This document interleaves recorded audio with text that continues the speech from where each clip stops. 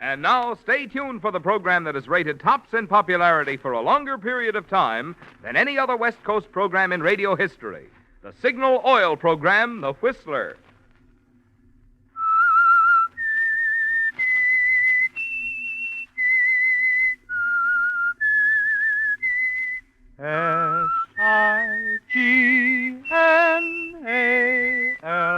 Signal. Signal gasoline. Signal, the famous Go Farther gasoline, invites you to sit back and enjoy another strange story by The Whistler.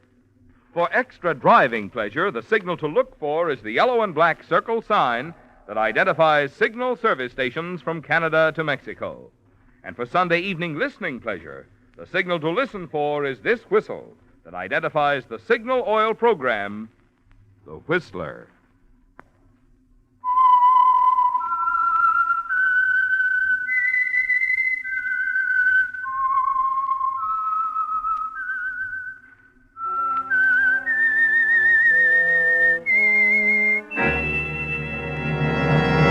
I am the Whistler, and I know many things, for I walk by night.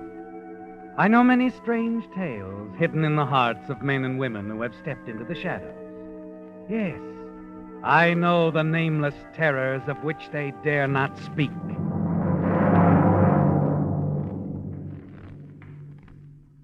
Before introducing tonight's story, here's an important time change announcement. Beginning next Sunday, The Whistler will be heard at a new time, 7:30 to 8. Remember, beginning next Sunday, October 2nd, tune in The Whistler each Sunday at 7:30.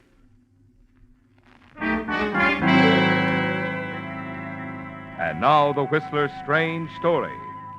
Incident at Arroyo Grande.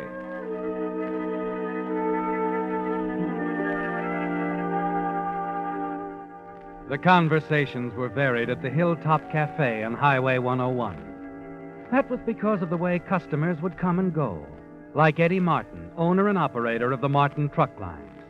He stopped in regularly, enjoyed his coffee, a chat with Hazel, the Hilltop's genial proprietor. He was a hard worker, Eddie, and had come quite a way in the difficult and sometimes risky business of hauling freight by truck between Los Angeles and San Francisco. Hazel knew him well and liked him. Their conversations usually ran along the same lines with a constant background of jukebox music. Oh, the coffee's fine, Hazel. That's what I like about you. So dependable. Like you, Eddie. Thanks. Always right on schedule. Oh, try to convince my wife of that, will you? Oh? Ethel still worry about you? Oh, worse than ever. I guess I could push trucks up and down 101 for another 20 years. She'll keep thinking I'm going through the rail, a wreck, a burn-up. Can't blame her. The work's dangerous. Besides, there ought to be more for the boss to do than just drive. Oh, I've got to. It's not easy to build a business, you know. It takes a lot of work. You're doing all right. You got 3 trucks now. Uh-huh. And I'm going to buy 3 more. But it takes money. And until I put some new deals over, well, I just can't finance them. Overextended? Oh, you said it. You'll make it. I hope so. Oh, Ethel's sure getting tired of playing second fiddle to a truck and a trailer. What does she do when you're away on these long hauls? Oh, she keeps the house and the books. He goes dancing once in a while with Vic, I guess. Vic? I'm not sure that's a good idea. Oh, best driver I got, Hazel. Uh-huh. Smoothest, too. Besides, he thinks he's heaven's gift to women. Well, you can't hate him for that. They all fall for him. But Vic Hamilton's a great guy. He's my best friend. Just like one of the family. Just like one of the family.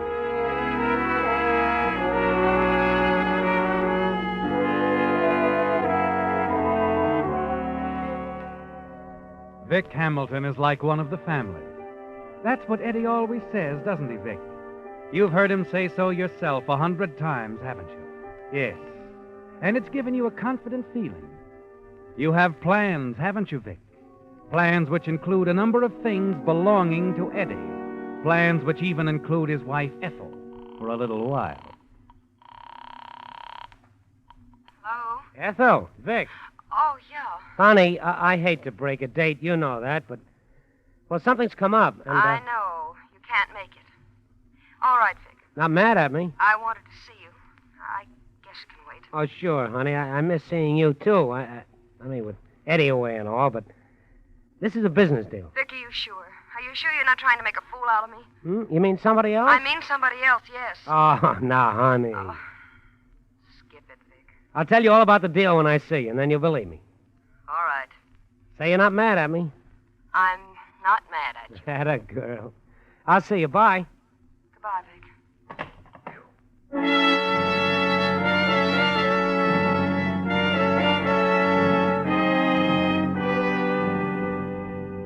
It isn't easy keeping everything going smoothly, is it, Vic? You're a busy man these days. But with your plans concerning Eddie's trucking line, Ethel is necessary, and you have to keep her happy. You wonder just what you're going to tell her as you leave your apartment and walk down the street to Ted Reese's place. You do have a business appointment, don't you? Only one that Ethel wouldn't understand or approve of. And you're not that friendly. You're late, Vic. What kept you? I'm sorry, Rizzer. I had to make a phone call. Oh, hello, Ann. Hello, Vicky. Skip it, sis. He's here to talk to me, business. Oh, don't mind me. We won't. Vic, there's a change in plans. Oh? We've been barking up the wrong tree putting you after Ethel. Well, I've always told you that. I'm talking, Ann. We'll get nowhere trying to take her away from Eddie. She doesn't control the company. Oh, great. After I spend days working on it. Nights, too. Ann, go fix us a couple of sandwiches and don't hurry. Okay, I can take a hint. What's the deal, Rizzer? We can still break Eddie. Don't worry about that. Matter of fact, he's ripe for the kill. Good. The guy's overextended himself, needs cash. Who doesn't? This is different. He's over his head. He couldn't cover the loss of a single buck. And he's going to have a few to cover. I don't get you. You will, Vic. You remember the time Eddie lost that load of stuff to those hijackers? Yeah? Well, add it up, boy, add it up. He's going to lose again the same way. Well, so where does that get us? He's covered by insurance. If he loses again, a big load, he's a bad risk, Vic. A very bad risk. The insurance companies will want to write him off. Pay him off and write him off. Oh. I see. Sure you do. You're a bright boy, Vic. And that's why I'm counting on you to make it look good. Me? Look, I couldn't pull off a thing like that alone. No. You'll just be riding along, that's all. Relief driver with Vic on the night we hijack him. My strong-arm man, Fred, will kind of shove you around. You'll take a little bump on the head, maybe, nothing more, just to make it look good. And for it, you get a cut. Say around 10 grand. Now, that I like. For 10 grand, I can look awful good. And you can also do a little complaining to the insurance people later on. You know, moan a bit maybe about carelessness, shy on cash, you know. Sure. I know, Rizzer. And without insurance, he's out of business. He won't know what hit him, Vic. And when his truck payments come due, we can buy him out lock, stock, and barrel for chicken feed. Good? Very. I thought you'd see it my way. You're all right, Vic. Too many dames, maybe, but you're all right. And how about those sandwiches? There's a couple of tired businessmen out here. Okay, coming up. How about that, Vic? A couple of tired businessmen. We sure are. Sure. And they're not so tired that we can't outsmart Eddie Martin.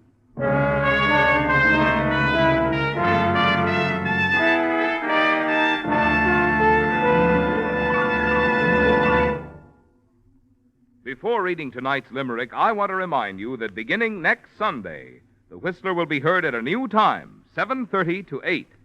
Remember, beginning next Sunday, October 2nd, tune in The Whistler each Sunday at 7:30.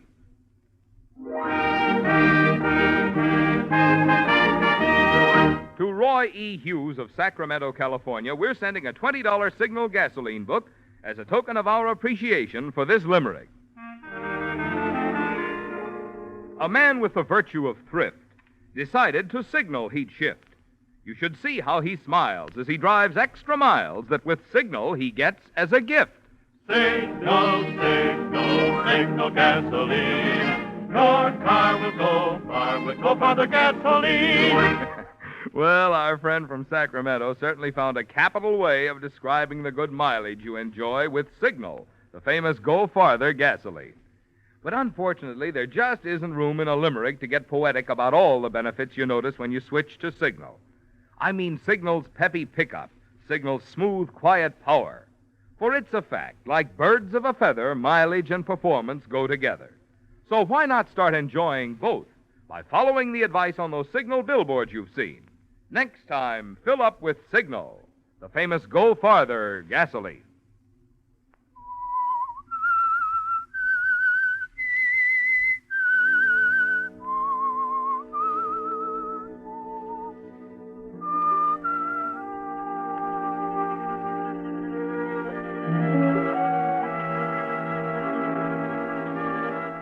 Well, Vic, your plans with Ted Reeser are shaping up, aren't they? You're glad that they no longer include Ethel, because it's more important than ever that you have Eddie's confidence.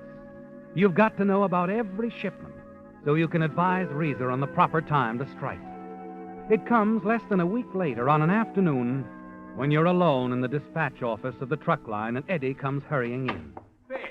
Oh, Vic, get this, will you? Hey, kid, we're in business. Look at this. Look, but good. Something exciting, Eddie? Oh, I got the Ajax contract, kid. $100,000 load to start with.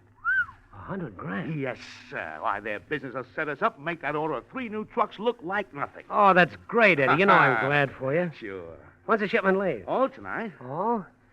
Well, maybe I ought not to take tonight off. Maybe I better make that run with you. I'll say you'd better. I wouldn't have anybody else on that load with me. I'll set it up, Vic. Supervise the loading. We'll pull out at 8 sharp. Same route as always. 8 sharp, huh? Yeah. Okay. That's a good deal, Eddie. Well, I'll go home and get some shut-eye. Have to be on our toes this trip, huh?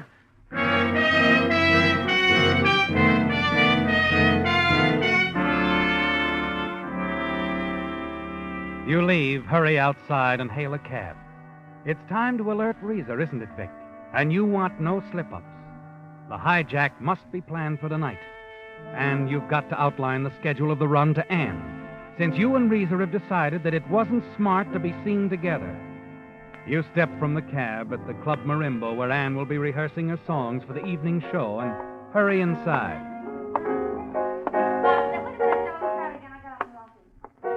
Oh, Ann. Ann. Yeah, Vic, what's all excitement? Come on, honey, come here. You know that little bar across the street? Come on, we got things to discuss. Yeah, but my rehearsal, You can skip I gotta... that. This is important. Well, all right. Well, I'll run over that with you later, Joe, okay? Okay, Annie. All right. You take her arm, hurry her outside, and across the street to the Domino Bar. A dark booth and a pair of Manhattans seals the final plans for tonight. Well, that's it, Ann. Just get it straight and tell your brother. Mm-hmm. Leaving L.A., 8 p.m. sharp. Driving north 101 should reach Arroyo Grande around 1 a.m. Check. Okay. Now, that's all you have to do, honey. Just tell Big Brother. We'll do the rest.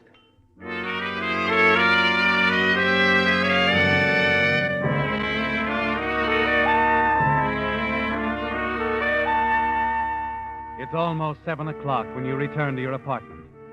You're certain that everything is going to work out according to plan, aren't you, Vic? And when it's all over, your part in the affair will bring you a nice reward. Yes, 10,000 at least. And you tell yourself that's not bad for one evening's work. You glance at your watch. There's still more than an hour before you're due at the warehouse. You pour yourself a drink and take your time as you change clothes. Then, as you're about to leave your apartment.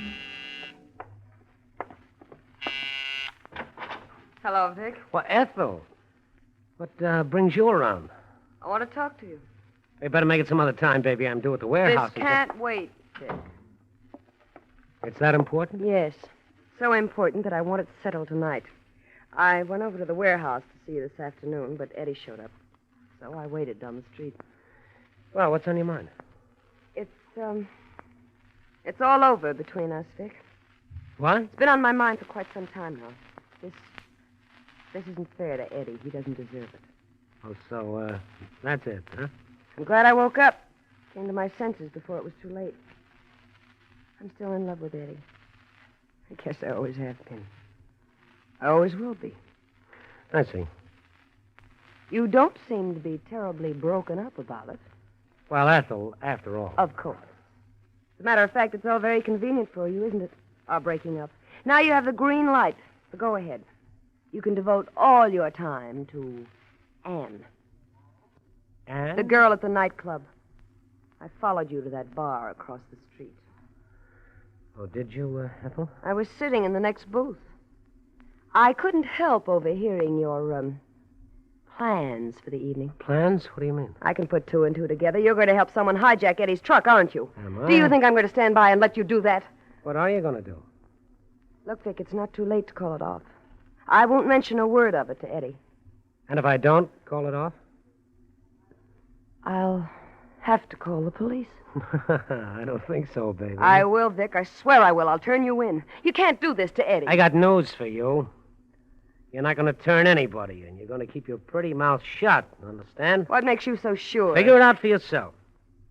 You turn me in, it'll all be brought out into the open. Our little romance, Ethel. I'll see to it that Eddie finds out everything, all that's been going on behind his back for the past year. And I used to think you were so wonderful. I'd have done almost anything you wanted. Most girls would, and you will, too, in this instance, unless you want Eddie to know all about little Ethel, his devoted wife. You couldn't do that. I could, easily. Now, be a smart girl. If you love Eddie as much as you say you do, and if you want to hold on to him, you don't want to see him hurt, you'll play this my way. But, Vic, the trucking company, he'll lose everything. He can start again. I'll help him. I'll be in a position to throw him plenty of business. Besides, he'll still have you. That'll help a lot, won't it? Yes, Vic. I guess it will. Good. Now I've got to move along. Important engagement. Ethel stands there for a moment, staring at you. Then, without a word, she turns and walks out. You're certain she won't carry out her threat to call the police, aren't you, Vic? Confident that nothing is going to interfere with your rendezvous at Arroyo Grande. And that confidence is still with you an hour later as Eddie wheels the big truck out of the warehouse, with you sitting beside him.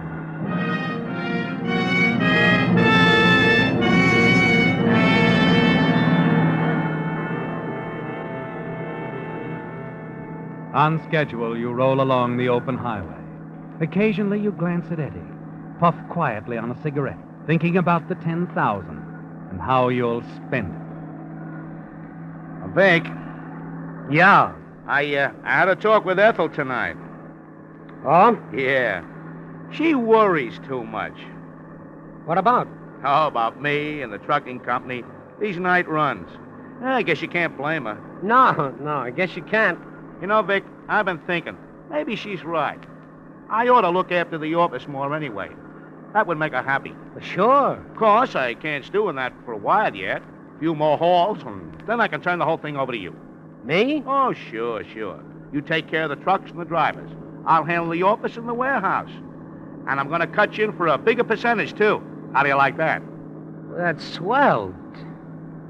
That's nice of you, Eddie, but... No, you deserve it, kid. You deserve it. You've been a lot of help to me. You lean I back, could have managed Vic. without Continue you, Vic. puffing quietly No, on your sir, you've cigarette. been a lot of help. Everything's going to be all Well, right, I isn't it? certainly appreciate it. Eddie doesn't suspect. I think it's about You're time I certain that understand. Ethel hasn't told him a thing. Fair, you know.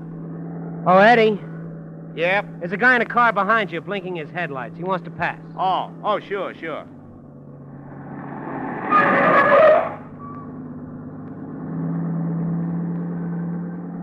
Wow, look at that car. Classy job, huh? These new cars are certainly swell. Hey, Vic, how would you like to own one like that? What? That car that just passed. Snappy job, huh? Oh, yeah. Yeah.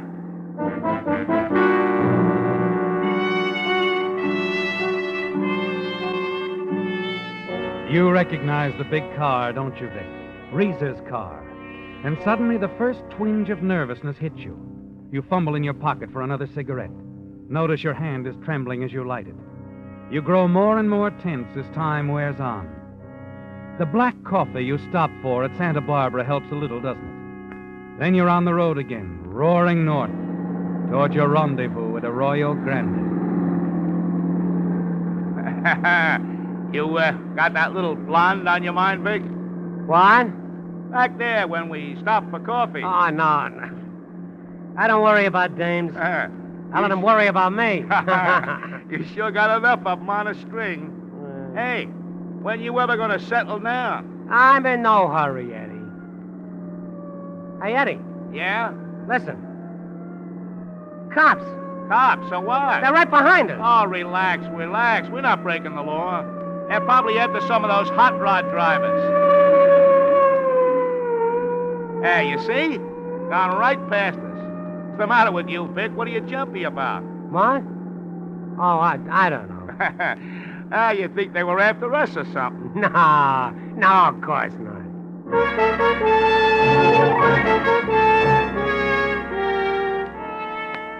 The sound of that police siren did something to you, didn't it, Vic? You sit back and force yourself to remain calm.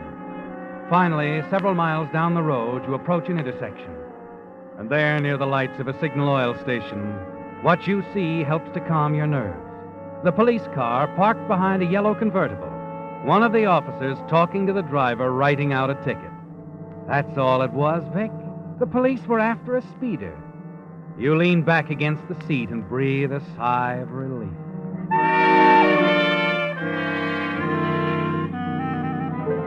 The uneasy feeling has left you now, hasn't it, Vic? And you're strangely calm.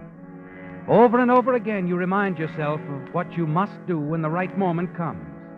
Yes, you've got to make it look good. Put up a realistic battle, Vic, so that Eddie will never suspect. Well, we're right on schedule, kid. What? That was Arroyo Grande. We just went through. Yeah. That was it. Hey, Vic, Yeah? look up ahead there. Girl standing in the road. It's Anne, isn't it, Vic? Standing near the big car. Reese's car parked by the side of the road. You see her in the glare of the truck lights, waving her arms. Slow down, Eddie. We better see what the trouble is. Not on your life. Sorry, baby, no dice. Why don't you stop? I don't like the looks of it. Got my eye on that car. What do you mean? She's not alone. 2 men with her. I spotted them back in Santa Barbara when we stopped for coffee. One of those guys was eyeing this load. Are you sure? Yeah. If they're up to something, they'll come after us. You know, Vic, by the time you start up the grade, that Eddie will never get away from him. The truck begins to lose speed, and suddenly Reese's car is alongside, and then it cuts in sharply. Eddie slams on the air brakes. Even before the truck stops rolling, 2 masked men, Reeser and Fred, jump on the running board. Reeser on Eddie's side with a gun. Now, Vic, now you've got to make it look good. Okay, Bonnie Oldfield, this is as far as you go. What's the idea? Shut up. Keep your hands on the wheel, driver. Fred, get the other guy out of the cab. Come on, pretty boy. I said, come on, let's go. Wait a minute. Maybe this will hurry you up. What do you think you're doing? Vic, wait a minute. We haven't Do got like he all says. night. All right, take it easy. And get your hands off me. Wait a minute, Vic. Don't take any chances. Do like they say, will you? They've got us. Yeah? Vic, don't be a fool. Come on, break it up, I said. Vic, please, please. Wait a minute. Wait a minute. He'll kill you. You gotta Your stop. pal's pretty stubborn. Sit here nice and still, driver. I think I can persuade him to quit with this gun. Come on, handsome. Get in the car. Vic, you all right? Yeah, sure, I'm okay, Eddie. Oh, come on, let's go. We haven't got all night. You, driver, wheel this truck down the road. Turn left at the cemetery. We'll be right behind you. Okay. Come on, Vic. Your pal's gonna ride in the car with us. And he might get hurt if you try to make a break. Now get moving. Okay. Vic, listen. Do what they tell you, huh? I don't want you to get yourself killed. Okay, Eddie, okay. All right, driver, roll on ahead.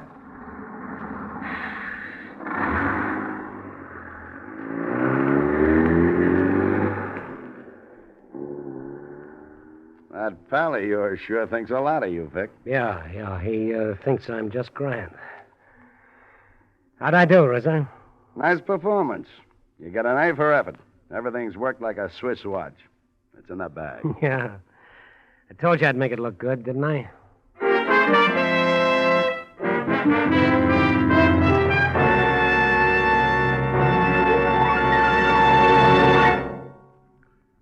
When the outside of your car gets dirty, you wash it.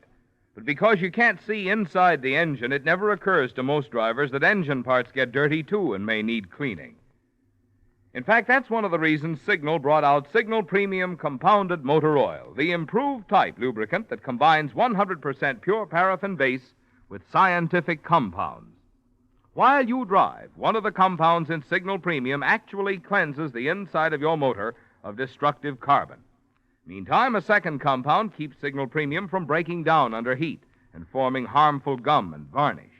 And still another compound stands guard against damaging corrosion. So you see, Signal Premium Compounded Motor Oil does a lot of things for your motor which oil alone cannot do. That's why we call it the motor oil that does so much more than just lubricate. And it's why, if you want to keep your motor young, you'll be wise to get your next oil change at a Signal service station. Get it changed to Signal Premium Compounded Motor Oil.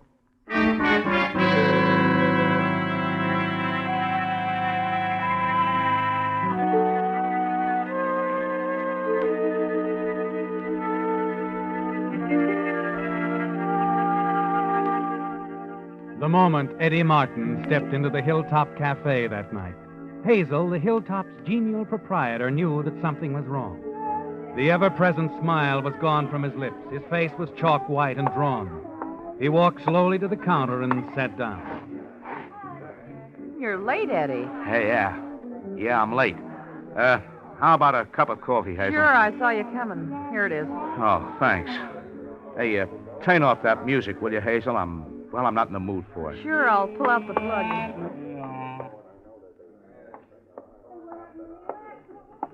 Eddie, what's wrong? You look like you've just seen a ghost. Hijack, Hazel. 2 guys jumped us this side of Arroyo Grande. No kidding. Yeah. One of them, a guy named Risa, the cop said, shoved a .38 under my nose. Sure. Say, I've heard of him. The other guy hauled Vic off the truck, and they slugged him. That's when Vic started swinging. Then they made me drive the truck down the highway and turn off at the cemetery. That where they hoisted the load? Now, they didn't get it, Hazel. Before they could start unloading, the cops came up. Cops? Yeah. Risa started shooting, and so did they. Vic fell back against Risa's car, and, well, a shot that was meant for Risa got Vic. Vic's dead, Hazel. Oh. That's tough. Vic sure fooled me. Too bad some of his dames couldn't have seen him tonight. He had lots of them, you know. He looked good, all right. Sure gonna miss him. And I hate to tell Ethel about this. She thought the world of Vic, as a friend, I mean. Yeah, I know. You told me lots of times how Vic took your wife dancing for you. You know, a highway patrolman said some woman called and tipped off the police that we were going to be hijacked. Yeah? Wonder who that could have been.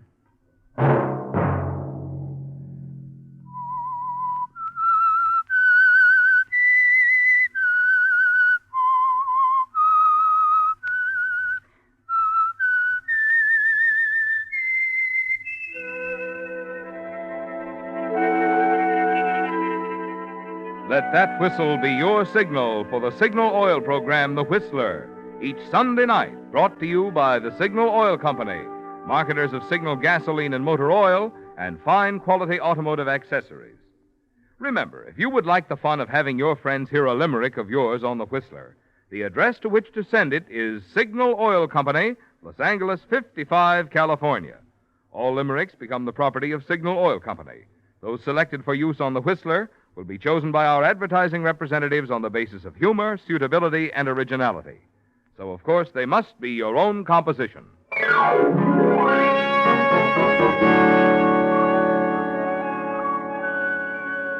Featured in tonight's story were Frank Lovejoy, Eddie Marr, Joan Banks, and Ted DeCorsia. The Whistler was produced and directed by George W. Allen, with tonight's story by David H. Ross, music by Wilbur Hatch, and was transmitted to our troops overseas by the Armed Forces Radio Service. The Whistler is entirely fictional, and all characters portrayed on The Whistler are also fictional.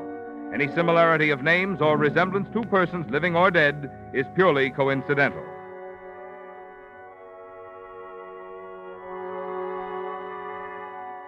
Remember, beginning next Sunday, The Whistler will be heard at a new time.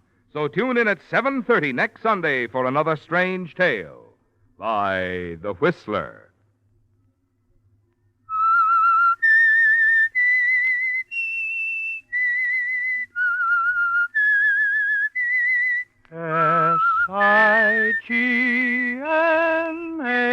Signial. Signal, Signal gasoline. This is Marvin Miller speaking. This is CBS, the Columbia Broadcasting System.